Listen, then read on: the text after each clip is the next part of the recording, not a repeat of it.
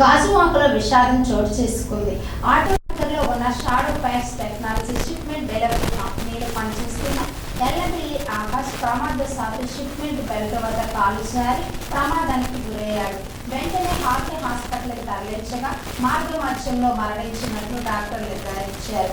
గాజువాక పోలీసులు సంఘటన స్థలానికి చేరుకొని కేసు నమోదు చేసి బాడీని కేజీహెచ్ మార్చరీకి తరలించారు.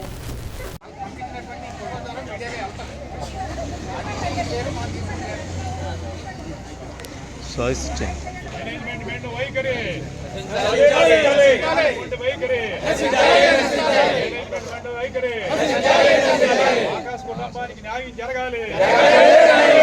కుటుంబానికి న్యాయం జరగాలి.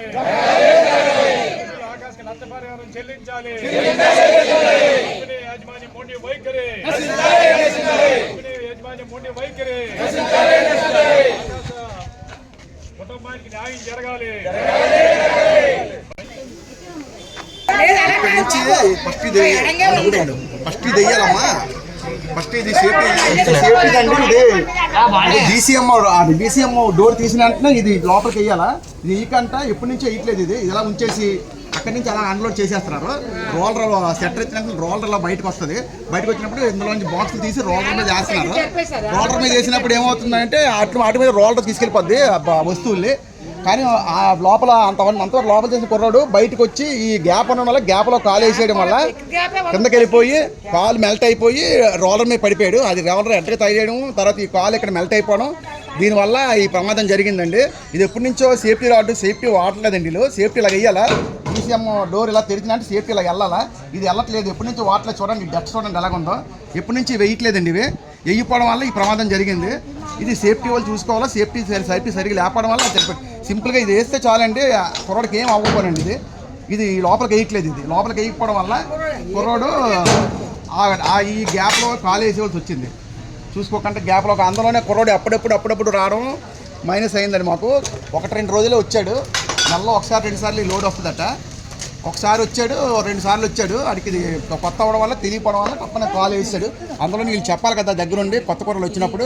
చెప్పకపోగా మళ్ళీ డైలీ లేబరు వీళ్ళకేమీ మాకు బాధ్యత లేదు, అది తీసుకొచ్చి నేను ఉన్నాం కానీ అది తీసుకోమనండి మాకు సంబంధం లేదని అంటున్నారండి. దీన్ని బట్టి మీరు మాకు పోలీసు వాళ్ళు యాజమాన్యం మాకు న్యాయం చేయాలా. గవర్నమెంట్ మాకు న్యాయం చేయాలా. లేకపోతే మేము ధర్నా విరమించము, అలా కంటిన్యూ చేస్తూనే ఉంటాము.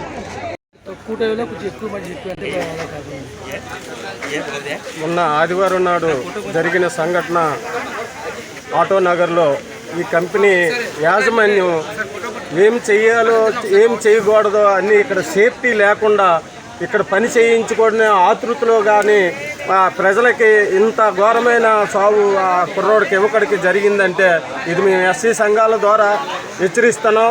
ఇదే కానీ ఈరోజు కానీ సెటిల్మెంట్ చేయకపోతే రేపు జిల్లా అంతటా కూడా పిలుపునిచ్చి ఎంఆర్పిఎస్ ద్వారా యువతల మళ్ళా ఎస్సీ సంఘాల ద్వారా మొత్తం హైవేని కూడా ముట్టడించి ఈ యొక్క ఆటో నగర్ని నిర్బంధన చేసి పోలీసు వారు దీన్ని యాక్షన్ తీసుకోండి, ప్రభుత్వం వారు దీనిపై ఆయన ఆ కుటుంబానికి వాళ్ళకి వారి తల్లిదండ్రులకి న్యాయం చేయాలని మనస్ఫూర్తి కోరుతూ ఇంకా ఉద్రేకాన్ని రప్పించకుండా మనసు మానవత్వంతో ఈ కార్యక్రమంలో జరిగిన అన్యాయాన్ని మేము ఖండిస్తున్నాము.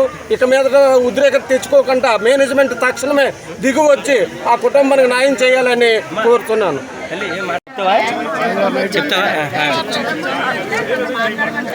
ఎప్పుడు వచ్చాడు డ్యూటీకి? ఎప్పుడు వచ్చాడు? ఎన్ని గంటలకు డ్యూటీకి వెళ్ళి? ఓకే, ఎన్ని గంటలకు జరిగింది ఈ విషయం? మీకు ఇన్ఫర్మేషన్ ఎప్పుడు ఇచ్చారు? అంటే టైం ఎన్ని గంటలకు ఇచ్చారు? Okay, okay.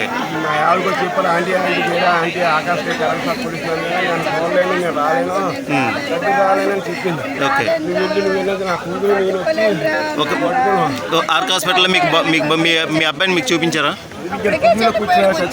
అప్పటికే ఓకే. అక్కడి నుంచి మరి కేహెచ్కి ఎవరు తీసుకెళ్లారు? మీరు తీసుకెళ్లారా? Arc hospital okay. పోలీసులు వచ్చి తీసుకెళ్ళిపోయారు. మీకు ఇన్ఫర్మేషన్ ఇవ్వలేదా? మా అన్నయ్య వచ్చాడు, మా బృందాన్ని వచ్చాడు, మా పెద్దన్నయ్య వచ్చాడు. కూతురు వచ్చింది, మా అన్నయ్య కొడుకు చెప్పరా